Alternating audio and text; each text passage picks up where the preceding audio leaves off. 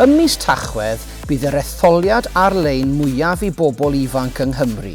Rhwng y 4 o Dachwedd a'r 5 ar 20 o Dachwedd, gellid i bleidleisio yn Etholiad y Senedd Ieuenctid. Nawr yw'r amser i gofrestru.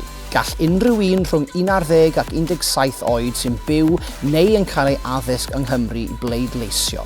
Felly, sut mae'n mynd ati?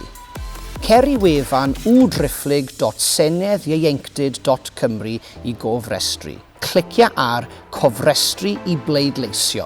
Pam dwi angen cofrestru? Rydym ni angen dy e-bostio gyda manylion yr ymgeiswyr. Os nad wyt ti'n cofrestru, dwyt ti ddim yn gallu pleidleisio. Byddwn angen gwybod dy enw, cyfeiriad e-bost, dyddiad geni a cod post. Defnyddia cod post dy ysgol neu man addysgu. Bydd hefyd angen i ti ddewis dy ardal neu etholaeth o'r rhestr.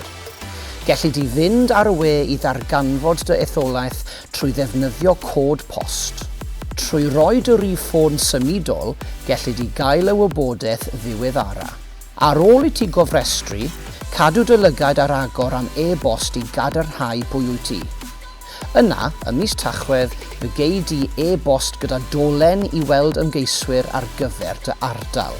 Yna, dewisa dy hoff ymgeisydd. Bydd y bleidlais yn agor ar y 4 o Dachwedd, a bydd gen ti 2 wythnos i bleidleisio tan Dachwedd y 5 ar 20 2024. Felly, os wyt ti am fod yn rhan o'r etholiad ar-lein mwyaf i bobl ifanc Cymru, cer ati i gofrestru heddiw.